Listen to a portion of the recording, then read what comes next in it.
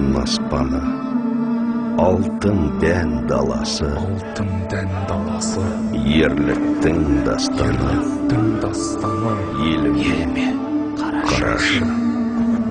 Ежелде ер деген даңқымыз шықты ғой. Намысын бермеген қазағым мықты ғой. Менің елім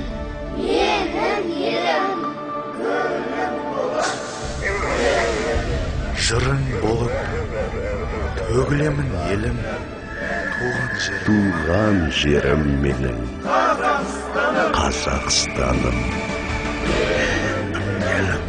менің елім